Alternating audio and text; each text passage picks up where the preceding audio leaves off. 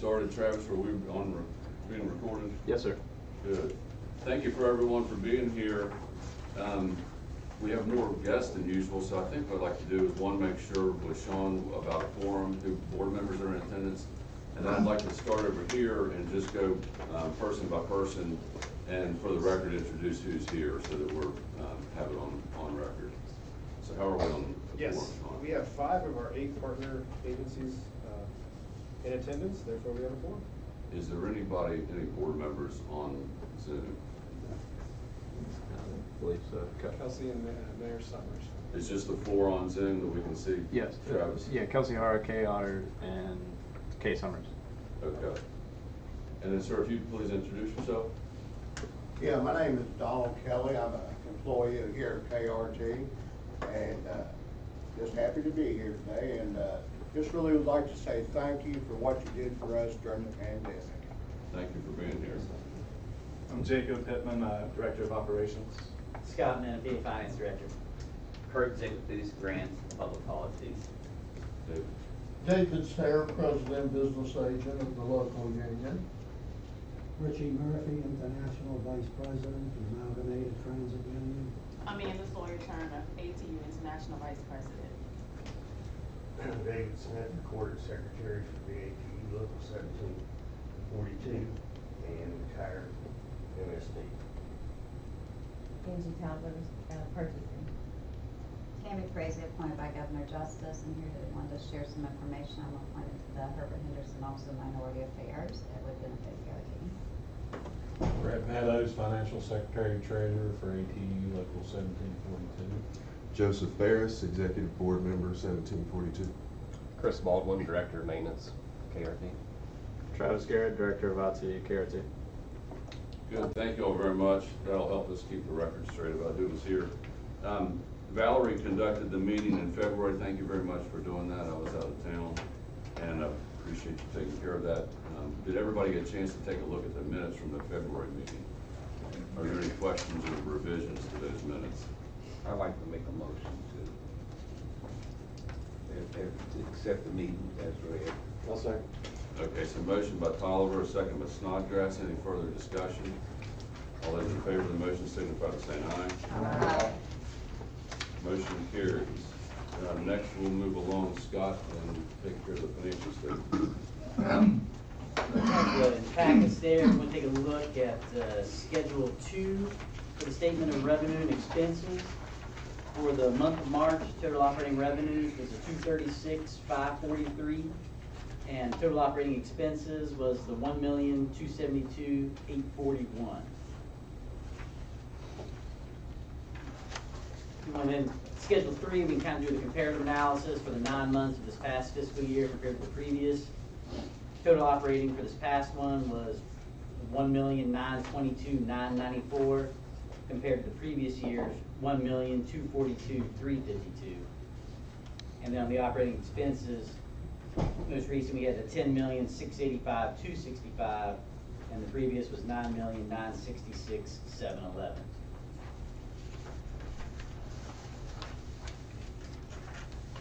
On Schedule 4 for the 4-week moving totals, revenues have been up 13, 18, 20, 30%. You know, ridership down 1, 2, 3, 4%. Again, remember most of that's with the SOAR ridership numbers bringing up that higher revenue rate. On 4B for the fare box revenue, average has been 17, 18, 16, 17, 18,000 there. The SOAR average, there was that bottom number since March of 20 at 17.7.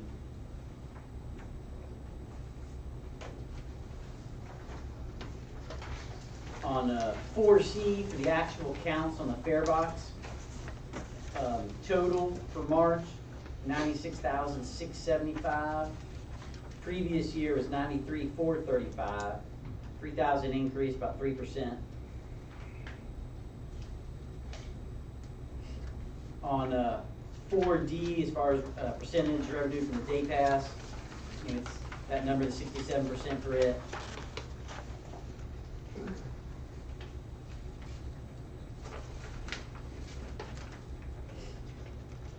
Schedule 5, just using statistical analysis, not necessarily the actual data, but the average count for passengers was about 3196 per day compared to the previous years at 3342.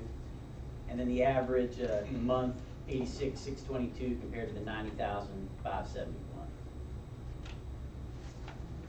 And lastly, with the levy, now that we've got the big months coming in, and on Schedule 6, what came in, we've got the April check, just over $1 million some, or about a 2.5% down from where we were previous year.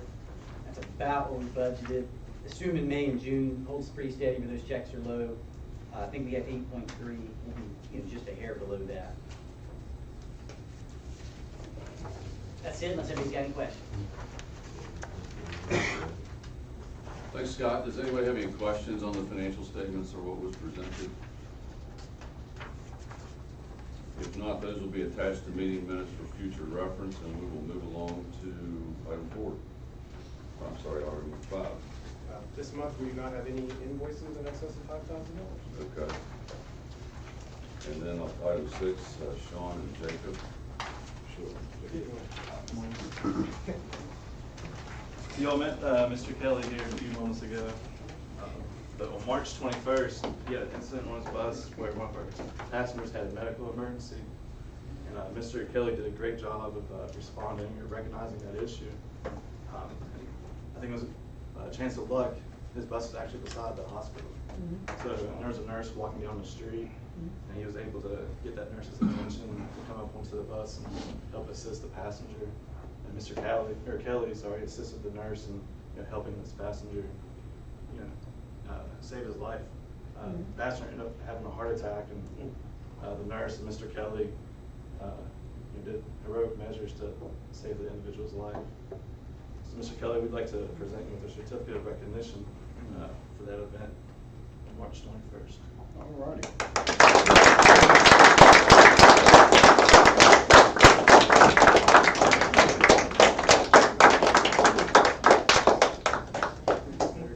Sean, we don't often have all these representatives from the union at the meeting, and this is a perfect chance probably.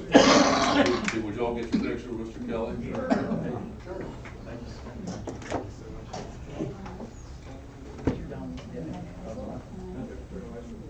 No donuts for me, please.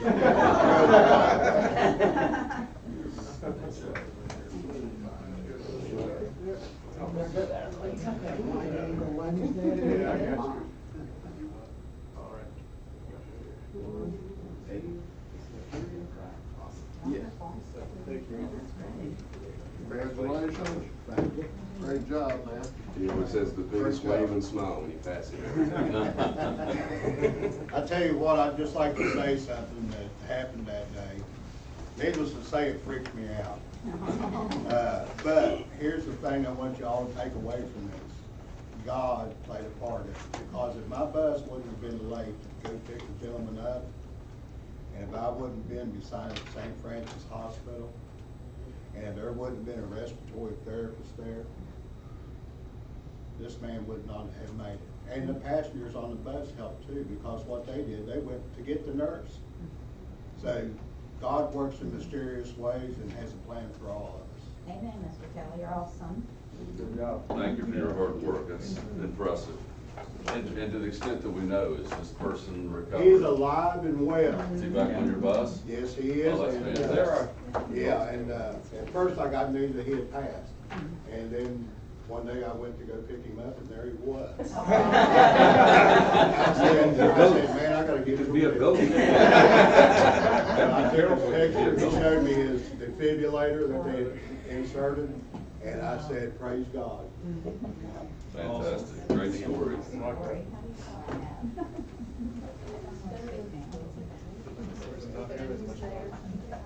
Okay. That's fantastic. Thank you, Mr. Kelly. Appreciate that. On to old business. Kurt? And with the insurance report, I have nothing new to report this month. Okay. And Jacob's back up on the insurer operations. Not much difference from the month before.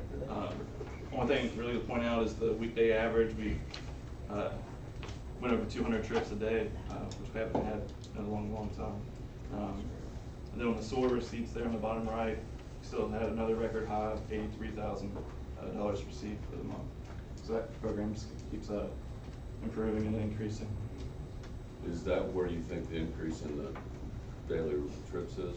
It's both the SOAR and ADA trips. They're both about 50% of our trips. Oh, so you all look at it that. Yeah, we break them apart, yeah. Okay. Thank you. And then the comprehensive operational analysis, Sean. Sure, so we've continued our work with Kinley Warren, the consultants, to do this comprehensive operational analysis to see ways that KRT can improve. We're really excited right now. There's a survey going on, and we've had really great feedback. We've had a couple of our partner agencies, Rick, and several different entities have shared those surveys, and they're on our website. That's been really helpful for us to give to our consultant to get feedback from our passengers and from stakeholders on where KRT should move forward. So we're really excited about that, and it continues to move forward weekly. Very good. And then facilities improvement project. Sure. So this is an exciting one for us because in our February meeting, I mentioned that the big grant that we've been chasing after was the deadline was April 13th. So we've been quite busy around here lately, and one of those big things was working on this grant, which was the low-no vehicle emission / bus maintenance facility opportunity funding through FTA.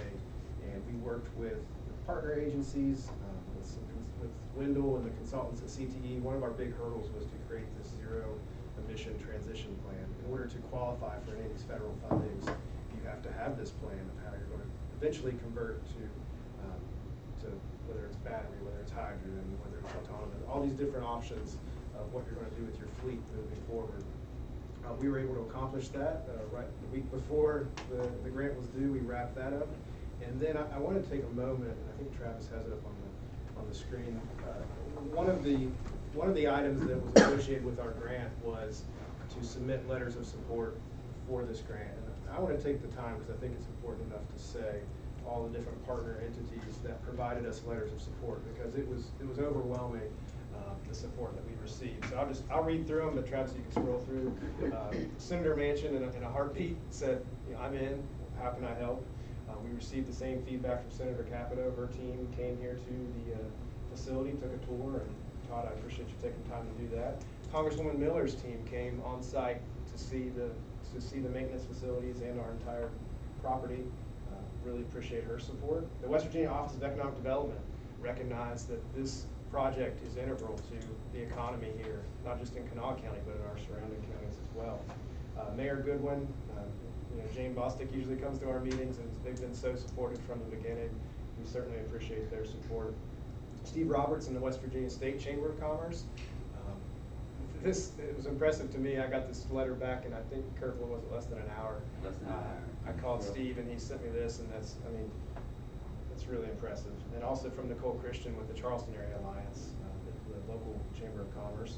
Appalachian Power provided a letter of support and also spoke towards their vision when it comes to potentially electrifying our fleet here at KRT. And they're going to be a big player because the infrastructure we've put in place we're going to have to work hand in hand with ADP to pull that off. The State Building and Construction Trades Council, AFL-CIO, we were really happy to present this project to them because they're obviously going to have a huge role to play with their partners when it comes to the construction of our facility. And likewise for the Charleston Building and Construction Trades Council, they were gracious enough to invite us to their meeting, and we received unanimous support, and we're really excited about that.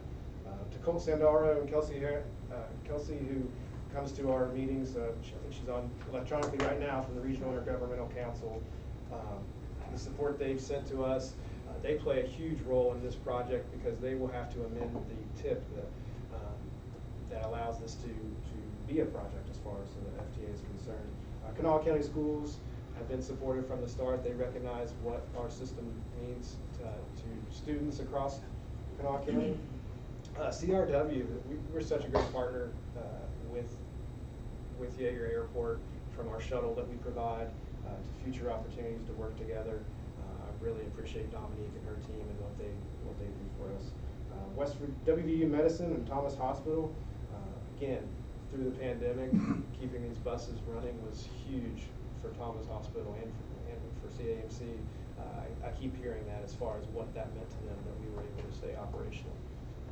The United Way of Central West Virginia, Margaret O'Neill and her team, fantastic partners. They are the ones who are looking to take one of our retired vehicles and turn it into a mobile grocery store for Clay County.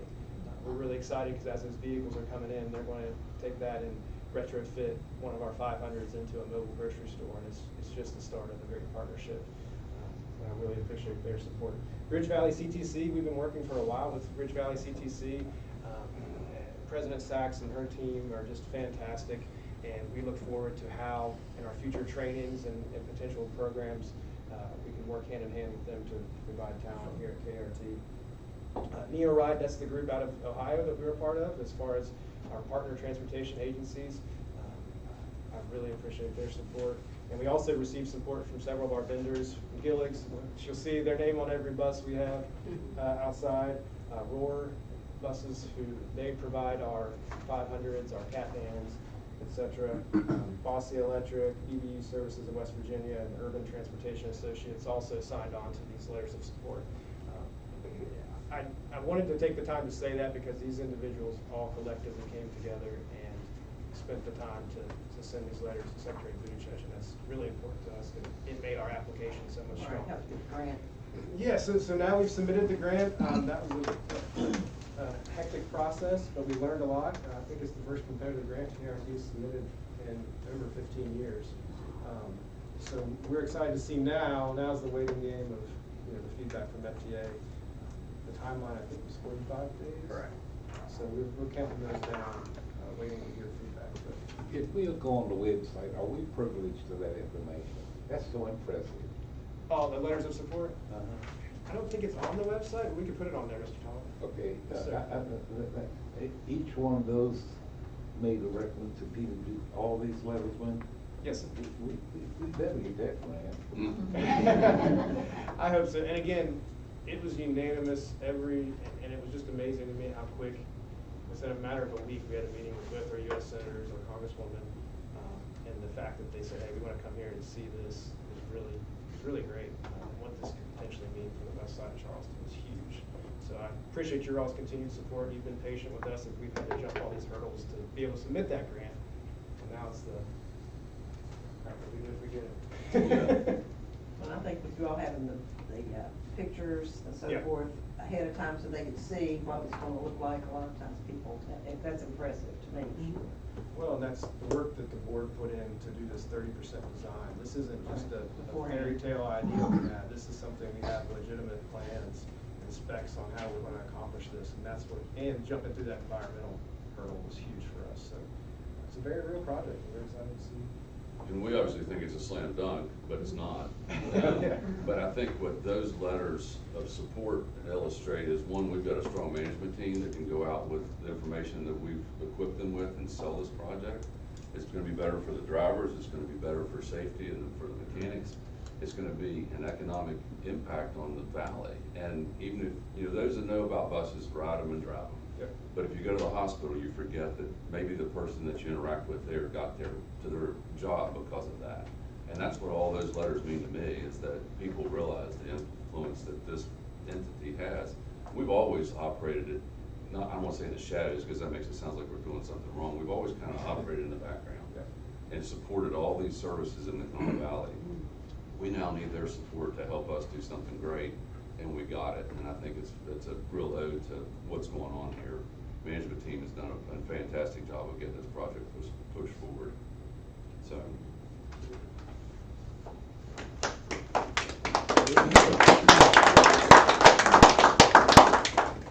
We're going to have you at all our board meetings. You bring a positive vibe to everything. I love it. Anybody else on the facilities? And now it's just the waiting game. And Sean's right. If it's successful, the work really starts. These guys got to clear their plates. Speaking of which, one of the pending work items is the triennial review. Yes. So when I say we've been busy, I'm not exaggerating. The first week of April, we completed our triennial review. So that is when every 3 years FTA comes and they essentially do an audit, a deep dive into. They ask how many questions, Chris? 300, 400 questions? I mean, Yeah. it opened my eyes to just how amazing it is, like the accounting and the background work on purchasing, procurement, our fleet, et cetera. So we went through that process the first week of April. And again, I prepped Todd. I told him, I said, I think we've been really excited in the past to say, hey, we don't have any findings. And I do believe, we haven't gotten the report yet, we're gonna have several findings. The nice thing about it is they're really opportunities to improve upon a process. Instead of being scared of, hey, you did this wrong or that wrong, hey, here's how we're gonna fix it. We think all of those findings we're gonna be in the report are gonna be closed by the time the final report is issued. They're very minor things, but they're gonna make our processes better and make us function better as a team. So I appreciate my staff who worked tirelessly, and Scott especially, to provide the background work, and Travis on some of the procurement issues, and they've already bounced back with answers to FDA's questions. So it was a really great process. I'll be much more nervous 3 years from now when it's all on me. This was a lot of stuff from prior years, but it was a great learning process, and I'm glad it's in. Okay, so when is that final report issued? You do it in June, I believe. 60 They days. send it to you in June. Okay. They give us the opportunity to respond to their draft report, and then those responses would be in the final report that you receive. We have all of the findings ready. There'll still be a finding, but they can be checked off if they've been addressed. I mean, we've got everything put together. I think the last step is mailing some, updating our financial report each year we do for some things and milestones. They just need some additional dialogue with it, where we got pushed back a couple of those where the buses, it's taking 2 years to come here, updating those dates, some little things like that. But once we get that submitted, that's a lot of the check off. And the procurement procedures, the other one, we had such high turnover, you know, even with Doug in the purchasing and everything like that. But they said, one of their checklists, every entity gets that finding. So almost it's like, hey, FDA, you should do a better job of making everybody aware of where those checklists are, if every single entity's gonna have that. But, you know, they provided those sites. Did they take that? We did not come back with that, no. That was kept in our own discussions, but it was just odd that, I mean, they're almost proud of it, but it's like, you know, you need to do a better job with it, but we know where we need to look now to include, and you know, just little checklists checked off as you looked at that, so we're doing that, but, you know, if it's not documented, they don't consider it being done, so. Okay. And it was also a 4-year, this year review, which made it a little bit difficult for COVID, everything got pushed back, so, just additional stuff they had to look at, but very time consuming getting all that put together because they did it remotely. It was good and bad. It provided us some time to get some things updated that we needed to, but we had to do a lot of that work at the beginning, and then those 3 days were hectic, you know, going back and forth. But our reviewer, we had heard some things we were kind of, not saying intimidated or hesitant, but he was very good to work with. He understood, he appreciated, you know, our communication with him, and they should note that too. Like I say, in the report, he really wanted to emphasize to the FDA when we had the exit interview how well we worked with him, and he did his best to provide us every opportunity to get everything, you know, in and to learn as we were doing it. So it was a good experience. The time before that, where we didn't have findings, they were going to make sure we had a finding, and they just grilled us until they had one. Then they let up, but I mean that first day was just brutal. But I mean this time he went in with, hey, we're working together, and it was a good experience. Okay. So it looks like we're on the new business, Kurt, Title VI update. Thank you. So if you remember back in November, we approved the Title VI plan. I sent that Title VI plan to FTA for their review. The current administration in Washington has a focus on civil rights and environmental issues. We submitted the plan, and FTA suggested that we go back again and update this plan. So what we've been able to do is basically a wholesale upgrade of the Title VI plan.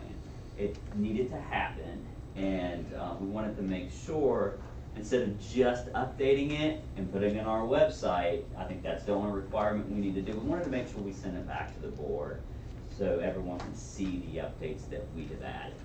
So I'm going to go through some of the updates. we updated the complaint procedure. Our old complaint procedure just had timely manner, right? It says, oh, we're gonna take care of this in a timely manner. We actually added times, so 10 days, 15 days, for us to respond back to someone that has a Title VI complaint. And let me back up for a second. Title VI, and this is very important to know, Title VI is about access to our service. When we get into these titles, Title VI, Title VII, EEO, all of these different titles, Title VI deals with access. People have to have access to our services. So we updated the complaint procedure. We added a public participation plan into our Title VI program. And this is very important. This is how we communicate to the public. We did a lot of these things already, but there was never a procedure on how we do it. And to Jacob's credit, especially to Jacob's credit, he's went ahead and hired a couple of individuals, and some of those job duties that they have is to go out and do public events. And they've been going out to different job fairs and student booths to tell individuals what services we offer. And that's been a great success. And that also helps us with our public events as well. We put the, in our public participation plan, we put the updated fare or service changes. So if you have a major fare increase or service increase, a decrease, you have to have public hearings. So what we did was we took that plan that existed somewhere on our admin drive, and we just put it in our Title VI plan, because that makes the most sense. That way there's a clear procedure when we do those types of things and have to go out to the public. We added the facility equity analysis into our Title VI. So if we go out and try to get a new facility, we've got to make sure that we are contemplating how this is going to negatively affect certain groups of people. So we go out there and we do this equity analysis to make sure that what we're trying to do does not have a negative impact on the public, okay? And the final thing that we did was we updated the limited English proficiency plan. Here's the problem with this plan. The person I was working with at FTA, she was a civil rights officer for Region 3 for years and years and years. She switched jobs in the middle of this.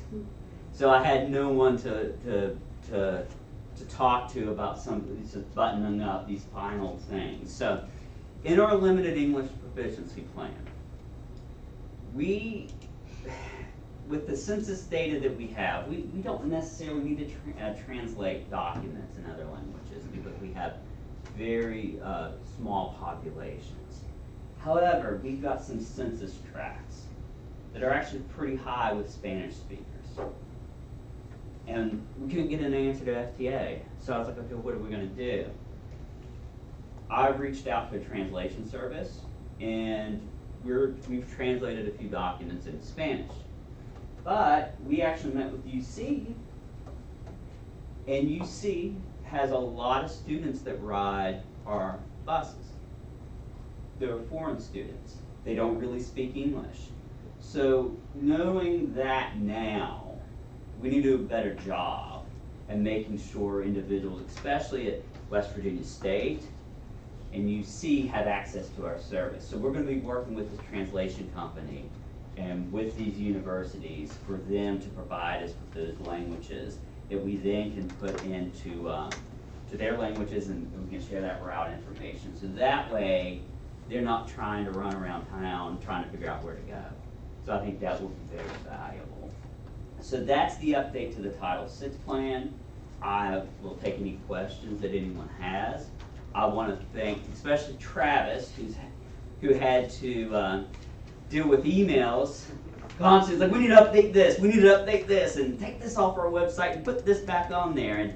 And everyone that helped me with updating this plan. It was, again, there's an emphasis on it, and we need we needed to do a better job, and I think we are doing a much better job, and will continue to make sure people have access to our system. So thank you. Thank you for doing that, Kurt. If I'm seeing here that we need to, the board needs to make a motion to adopt that.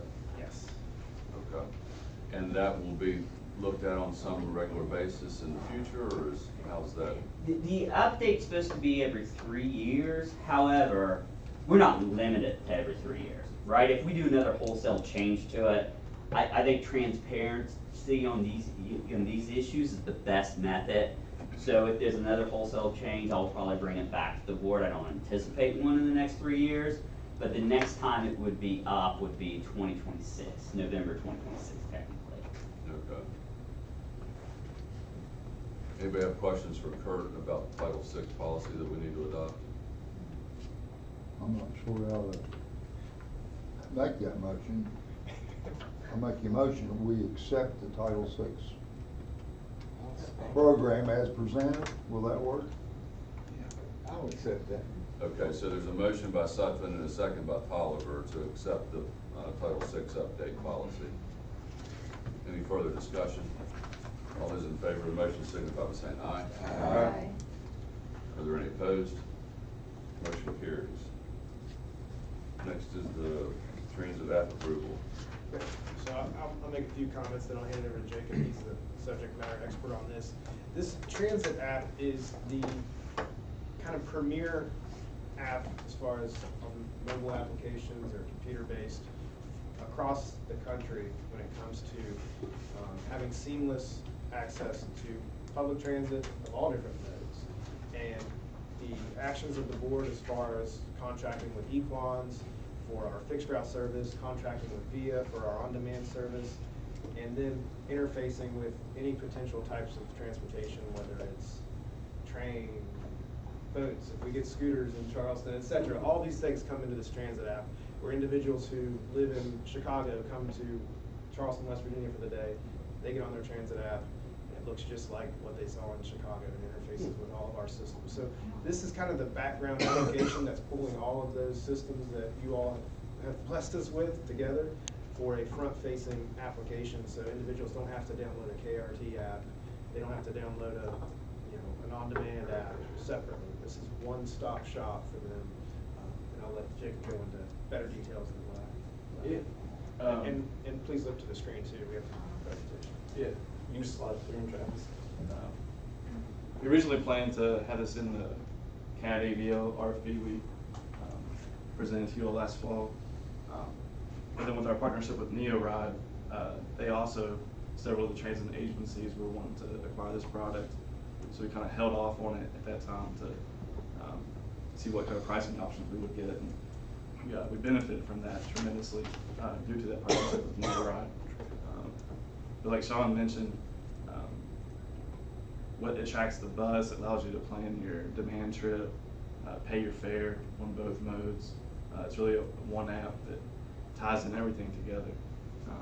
One of the biggest problems we have currently with our current CAD AVL system is notifying the public of when we cancel a trip or reroute a bus. And when one of those things happen, this app will send a notification to the public, to the passengers, in real time of that change, so that they can adjust their planning or day to make sure they need to get to where they need to get. It's really user-friendly. We went to Columbus to test it out at one of the conferences, and representatives from Transit App took us out. We actually planned a trip ourselves, and it was pretty seamless. You plan your trip at your starting destination, ending destination. It'll give you, well, all options you have, whether it's ride Route 1, Route 2. It'll tell you how long it's going to take for Route 1 to come to your stop. If you want a demand trip, it'll tell you how much that demand trip costs compared to the fixed route trip. And then you select what option you want, and then you can use your phone to pay for that trip, or any other type of fare media.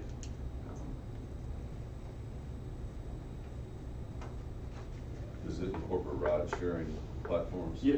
So it might tell me to get on a Uber and go to a KRT bus stop, Yeah, if that's what I choose to do. Right, it has Uber, Lyft, when there's options, like Sean mentioned in the future, like the bird scooters that you see in the bigger cities, if they ever came to Charleston. The public It would can show you download. where the scooters are on the map. You can walk to get to one. This has to be downloaded. What about the present one we have? We have one down. This will replace what we currently use. This is the So one will we've it been automatically working do for. that, or we'll have to do? We'll have to do some like public education to inform the public of this, to let them know to download this Once app. you get it implemented, it'll replace the, okay. Yes, This is the one you've been telling us you're gonna get eventually. exactly. Today's that day, hopefully, I mean, right? you told me there was something added that's not on the, what's on this one that's not on the old? So currently on what we have today, just it shows you where the buses track, where they are. You can't plan your trip. You can't put your start and ending destination in there and tell you how long it'll take for that bus to come where you're trying to catch it. Okay. And it also won't tell you how long that trip will be. You can prepay and show the code when you get on the bus? Not currently, but on this app, yes. That's what I'm saying, yeah, Yeah, on the that's new a one. big we will. advantage. It'll also, importantly, Mr. Tolliver, it'll give you those updates when a route is canceled or when your bus is running a few minutes late. Currently, people have to live by the schedule, and our service has to be consistent and reliable, and when we're not reliably there on time, we need a means to update those passengers to say, hey, if you're trying to get to work, the bus is running late, or et cetera. It's extremely important to our passengers, and this is going to save. We get so many phone calls of people calling in and asking because they don't necessarily trust the current system, because it works great when it works, but it's every other day that there's issues with the system, and the drivers know the same thing because they rely on the system also, and it's an extreme frustration. So this collectively is going to make our whole operation seamless, tying into our on-demand route and for our drivers. And one thing I failed to mention is it allows the customer to rate their trip, connecting in with Kurt's report. Similar like on Uber, where you give them 4 or 5 stars, the passengers can rate their trip, provide comments to us, suggestions or whatnot. They can tell us if a certain shelter's dirty, we need to clean it up or whatnot. Really provide positive feedback or negative feedback that we can work on to improve. So out of NEO, who's using this? So they're called Tank. It's Northern Kentucky, Cincinnati, and Apparently Columbus. there's 4 of them. Lake Tran outside of Cleveland, and Canton, Ohio. And you said you went to Columbus? Yeah.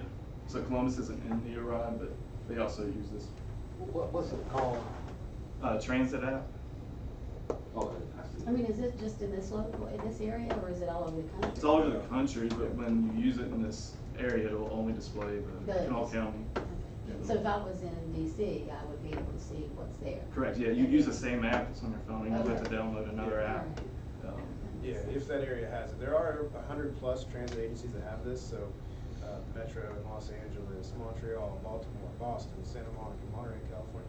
I mean, the list continues to grow, and the concept is that you take this one app and get on a plane, and when you get off, you can book your transportation just the same.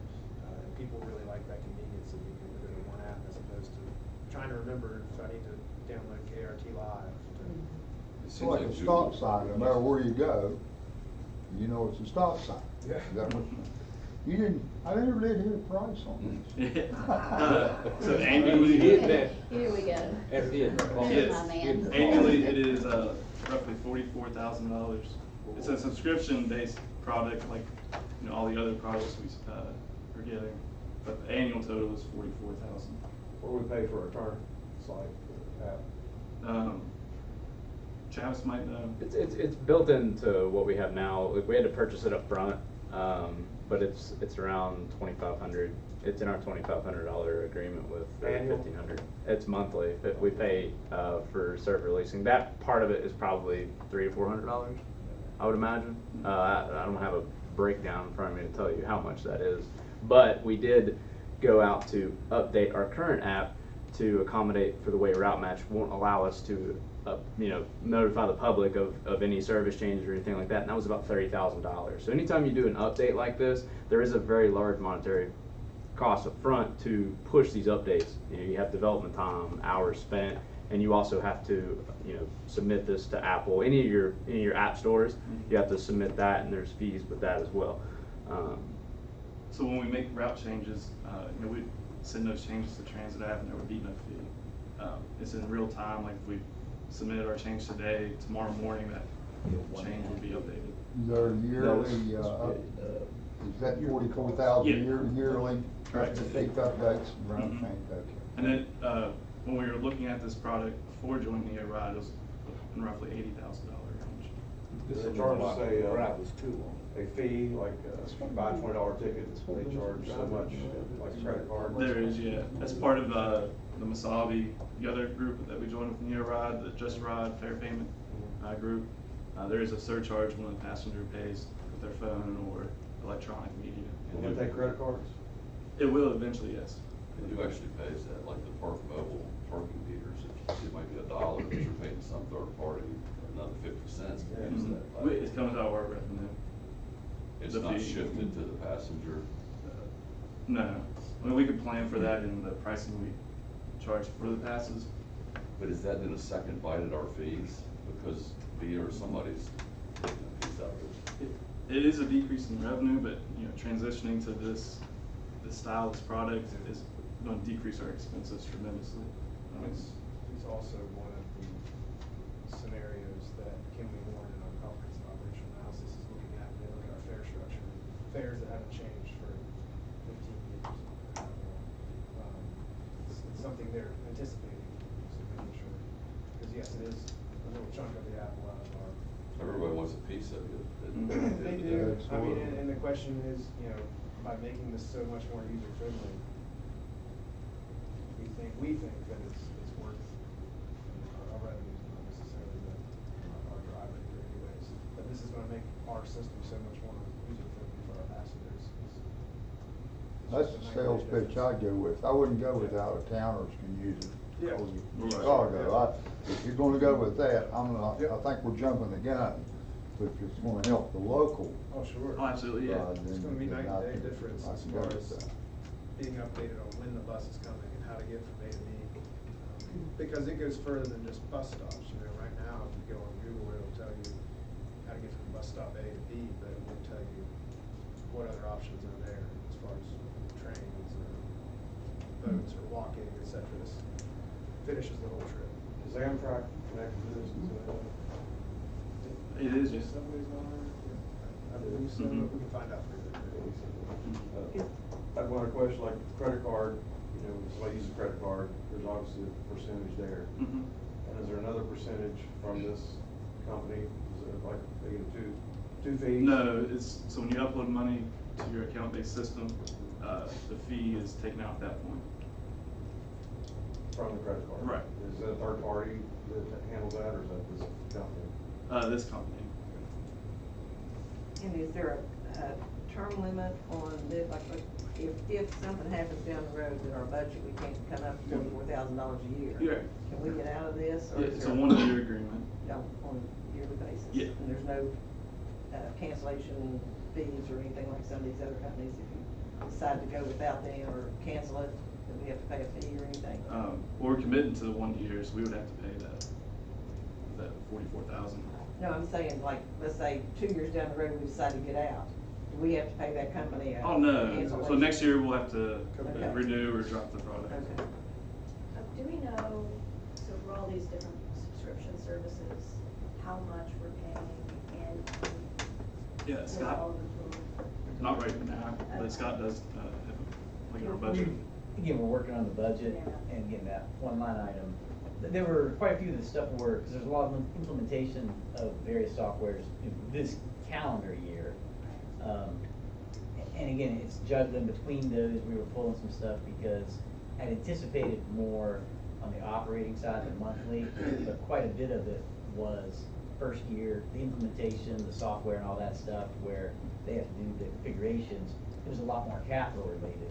So we had accounted for that capital budget Because when we've gone out for this 5 years ago, similar things, at that time, most of the stuff was capital.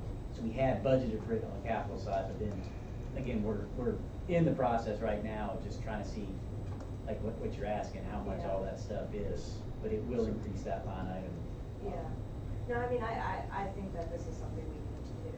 I mean, and I like the idea. I just would be interested to see, you know, what the cost is to us versus how much it reduces our expenses. And I know that that will probably be an ongoing analysis, but And it's going to be important for our budget committee that we talk about in this next item to look at as the world transitions from this upfront cost, you're purchasing a software, to a subscription model. We need to make sure we keep up with how much annually are we paying for these things, because I mean, that's the way they trick you, is hey, you know, pay this, it's so much cheaper, but yeah, after 10 years now you pay more. So that's something we're going to make sure we present to that budget committee to make sure we stay on track there. And as far as the numbers we ran, playing it out years in advance, it makes sense to us to do it this way. But again, these are all new things that KRT's never even been able to offer our passengers, so we think it's definitely worth it. And Mr. Supplement's point, can't tell you how many emails and Facebook messages we get. Where's the bus?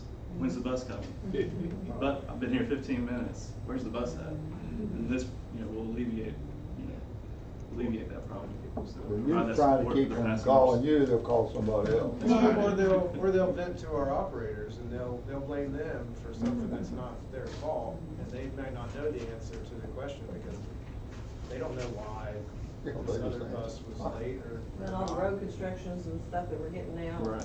All that stuff I happens. mean, if the operators can point to this app and it has all the answers on it, their lives should be a lot less stressful, because you get these people who, the minute they step onto the bus, they're already frustrated at the situation, or at our service, or we can't provide it. And we agree, we're frustrated with it too. We get hate emails from passengers, and we agree with them entirely, and that's hard to do, but thankfully you all have empowered us, and we're getting there. We have these tools, and we're getting to the point now where they're getting implemented. And again, I just appreciate your all's support for these projects. Can we track the amount of people that actually sign on to that app? Yeah. No, we build pull that data. And that's all software, there's no hardware in that price. Right. All our hardware is modern and integrates. Correct. Correct. So like I said, we could try this for a year, and like you said, check it, see if people are actually using it for it's worth $44,000, Right. and then if they're not, cancel it. Yeah. And keep our current one too, for that Yeah. amount of time overlap. Will I do a transition? Yeah, where Equans is coming in, our fixed route operator in VIA with, Travis is giving me head signs, I don't think that the. So, system will- in order to change the feed from route match to Equans, that would require another update. This is another reason why we wanted to move to this app, to stop, you know, any capital investment into our app if we're gonna change. We're not happy with the way it is right now and the functionality. You know, we would have to pay. But to further chunk of that. answer that question, if in a world where we decided this wasn't working, we still have that, the code of that app would be there Yes. in the background, we could quickly populate it, and we would have to pay, you know, to make it work with Equals, but yes, we're not killing it off, we're not throwing it off a cliff, we can't pick it back up. Correct. Sorry. Lots of questions. Is anybody inclined to make a motion about what they're asking us to approve? I make a motion that we approve the transit app. Second. Okay, motion by Fowler, second by Gainer. And I just would like to put an emphasis on your motion that it's up to $44,250 a year, or for 1 year. Make it. It's not unlimited. It's not unlimited, yeah, it's $44,250 is the cap of how much the contract can be. Any further discussion about the transit app? All those in favor of the motion signify by saying aye. Aye. Are there any opposed? Motion carries. You won't be going back. There'll be a new app out in 2 years. Well, I don't think it matters what happens with this, but route match, from what I understand, is a thing of the past. So I don't think that's the direction we'd be headed. Yeah, this come out better. Okay, Sean, budget investments. Yeah, so the Budget Investment Committee, every year, we present our budget for the May board meeting, and this is the opportunity. Traditionally, our executive committee have been a part of that budget, kind of behind the scenes budget committee, but really wanted to open up the floor to any other board members who want to be a part of that process as we look at our budget moving forward and some of these unknowns that are scary for us, whether it becomes, we're going to negotiate a fuel contract in November, so that's an unknown price. The increases of the PEIA are a huge unknown, or not that they're known, but they're a huge hurdle for us. Looking at vehicles, purchases, et cetera. Our contract negotiations with ATU, and we want to be fair to our partners there. So there are a whole lot of unknowns that are coming into next fiscal year. So I really appreciate any involvement from board members who want to come lend their experience and thoughts to our team as we develop that budget. And also, you're combining, what we've talked about in the past, and Jay's mentioned on the investment side, you've got the RFP put together, but again, with that grant that we need to do, the trial review, contract negotiations, you know, it's gotten pushed a little bit, but it makes more sense when we have, you know, a financial group together to discuss that and to get that one sent out and, you know, instead of just keep talking about it, but that'll be part of, that would be good to be able to take that as well, I think. Okay. So historically, it's been the executive committee, which would be me, Valerie, and Connie, Jay? Gene. I'm sorry. Secretary. Okay. Oh, you must have been here last year for budget committee meeting then. I think she came to it. So it's open for those to participate, but I would like some, it's a big lift, we'd like some help. Okay, I'm seeing hands go up. So Kurt, can you put together some kind of email invite? And no email for you, right? Okay. When's this gonna be? That's what we don't know. That's what Kurt's gonna try to, or somebody's gonna try to organize. So it was Heidi, Jay, and then Send me something. was anyone else? Well, Valerie and Gene. I already got the Just don't send me an email. Okay. Send me something. Typically try to do like a lunch. You don't do emails. Get everything. I don't like computers, I don't like them cell Just, phones. yeah. I'm going I'm just old. Well, we'll do our best to find a time, but Yeah. if I've got that many commitments, if somebody's not available, and usually what is done is there's a preliminary meeting to kind of just guide from a macro perspective, and then there's a final meeting once they've got things fine-tuned to make sure that everything fits neatly the way it's supposed to. So there may be two at one point, if you can't make one. All right, that sounds good. So that is the end of the formal agenda. I've had at least one or two people asked to have public comment. We don't normally have on our agenda, but we do follow Robert's Rules of Order, so there's a 5-minute comment period for the public. Yes, sir, Mr. Fowler. Are there any plans for shuttle bus for the regatta, multi-test, and do walk? Is there any plans to run shuttle buses for those events? Yeah, so Jane Bostick with the City of Charleston has reached out to us about the regatta for this year because we obviously provided that shuttle last year. And we have plans to meet with Jane, and we're going to have to put that out to But what about all the do-wop and the? Do-wop's They canceled. canceled it. What about they don't call it multi-cast anymore, but what about that one? Yeah, like the festival or Festival, yeah. different events. Yeah, as they reach out to us, we've Always. accommodated every request we've received recently for some of the special charters. And we plan It to wasn't, do I'd like to really get to the west side, only Yes. people like me to think of that due to my age. No, we certainly want to accommodate everyone.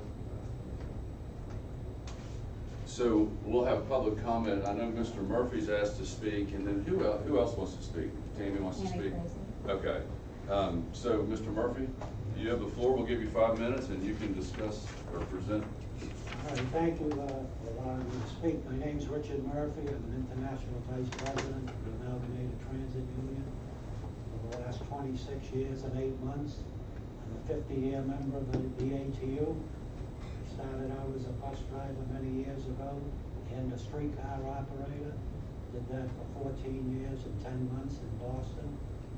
I became president of the union in Boston, a president business agent. Served 2 terms there, and then I became an international vice president in 1996. I'm a 50-year member of the ATU. Most of these aren't even 50 years old. And we're here to negotiate the contract. negotiating a contract here since 2006. Successfully reached 5 agreements and prior contracts. Came here in February along with Amanda, who's the international vice president, and Dave Say, the president, and had discussions with Sean over microtransit. We met over that, and it's our opinion that if microtransit comes here, that it should be the work of local 1742 operators. We talked about having van operators do it because you're using small vehicles.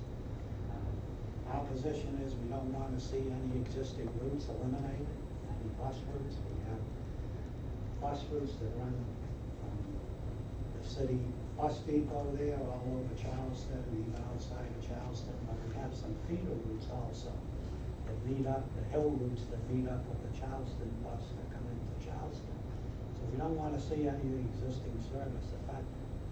And, you know, I'd like the van drivers to do that work. This happened in Kansas City a few years ago. They negotiated in Kansas City when they put the microtransit there. They wanted to subcontract it out, but it was successfully negotiated that the van drivers would do it because it requires smaller vehicles. You're not going to send a big bus out there, you know, 28, 30, 50 passenger bus out there when it may only be a few people. But we look forward to doing that work if it is implemented, you know, and I'd like your support on that. Certainly we don't want to subcontract it. You know, we're professionals here. You never know who you're going to get. Like an Uber driver, I've heard Uber mentioned, and we've seen all the trouble with runaway cars and, you know, serious incidents in Uber vehicles and other vehicles. But when that plan is in effect, we'd like to come back and negotiate terms and conditions of employment for the van operators to do the microtransit work. It may require additional van operators, but that's what we'd like to do. Also, I was informed by the president business agent that there was a discussion at a board meeting about an attendance policy, and that you were told it was authority prerogative, that they could unilaterally put in an attendance policy. That's a term and condition of employment. If the company wants an attendance policy, they have to sit down with the union and negotiate. It's not covered by the management's rights division because it's a term and condition of employment, which we're allowed to negotiate. But, you know, we're currently in contract negotiations. If they have a proposal, we'll certainly sit down and look at it, but I want to make it clear that it's not going to be unilaterally implemented by the company. That's our position. I also want to say that the ATU attorneys, I've been accused of being one many times, but I'm not, successfully, along with the law firm that represents the management here, went up to State House and did a lot of work to get that bill reversed about taking out membership dues, because the legislature passed a new law that all the employers could not take out the dues from employees' checks. Now, if that had happened here, you never would have got another penny of federal funds. So both sides worked together, the union and the company, and got the legislature within 3 or 4 weeks to exclude transit from that. That would have been devastating. It would have killed everybody. You know, the company gets millions and millions of dollars from the federal government. You know, a lot of it's matched by the money you get on the levy. But we'll work together with the company on everything. You know, I've been doing this 26 years and 8 months, never been to arbitration. You know, we do every contract in West Virginia, even though I'm from Boston. I guess I've said I'm a victim of my success because they send me all over the country. But unfortunately, this will be my last contract here because I'm retiring on October 1st. I have over 51 years of service. You know, I need some time for myself because you never know how long you're going to be here. Thank you for allowing me to speak. I'm sorry, it was not until now that we got to meet, and it's your final meeting. But a pleasure I to. may be here next month for the budget meeting. Okay. Particularly if there's not a big enough wage increase. I think we need to send us some drivers from Boston if they need some drivers. Everybody's short of drivers. Now I know. You know, a lot of, because of the pandemic, a lot of the older drivers retired and didn't want to risk their lives. We lost 200 employees to ATU died of COVID. But every transit authority is short drivers and mechanics. The only transit authority I have that isn't is in Fall River and New Bedford, Mass. I don't know why. But every other one that doesn't have enough. And I'm talking about, you know, the MBTA in Boston needs 500 more operators. It's not only transit buses, school bus drivers, professional truck drivers. They're short. Having a CDL is a skilled trade. Having and maintaining it is a CDL trade. Tammy, are you ready? We'll give you time, your time, and thank you. My name is Tammy Frazee from the Herbert Henderson, also Minority Affairs, and I want to tell you a couple of different things. I'm a little bit all over the place. God has everything happen for a reason. Mr. Goldman had appraised buildings from years ago, and this all relates to KRT. I bought the buildings, the city bought them, demolished them, spent $250,000, and there's a KRT bus stop there. So it's probably the most expensive bus stop that people sit at on that little bench in that little glass enclosure. As I said, everything connects for a reason, and I actually retired from the state recently, and I don't know if Mr. Hill knows who I am, but I had applied for an HR position here, and I'd stopped in about 10 times and so forth, but I know you were busy with everything, and I didn't get to hear back from you, because I really love KRT, and I'll tell you in the end exactly why. I just thought I'd be a good fit. I have excellent quotes from Aaron Brockovich, Robin Roberts, people I met over the years. And it's not a name-dropping thing. You'll see at the end of my statement why that is so important. The Herbert Henderson, also Minority Affairs, I don't know if you know, but I'd like to see you work more with them, because we expunge people's records when they have a minor criminal record. We do classes on race, hiring practices, etc., help people get their CDLs. But there's a lot of people. I helped a gentleman the other day, and he mentioned KRT and how they've helped them and how he'd like to work for them. And I told him it's better pay than a bus driver for school. And so that might be an avenue for KRT to get with another state agency to get more drivers in that you may have not thought about before. You know, I want to thank everybody for their hard work, Brett and Angie and David and Amanda and Richie and Dave. And I know Mr. Hill knew Dave Sayre is my brother. Often people ask if we're twins. I have to tell them, no, we are not. You know, there's an age difference. And in closing, my little backstory, my children and I lived in a homeless shelter 25 years ago, and as a single mom, you know, I raised them, went to college, got free college degrees, have a new book coming out, have done a lot of different business ventures. And I told my kids, if you help me with chores, I'll project into another lifestyle. And today, my son is a operations manager for a Fortune 300 company. My daughter's an international lawyer in New York and a law school professor for WVU Online. My little one graduates May 5th to be a pediatric anesthesiologist, and we have 10 degrees. In closing, I will say I used to go to college on that bus. So thank you. Fantastic story. Thank you.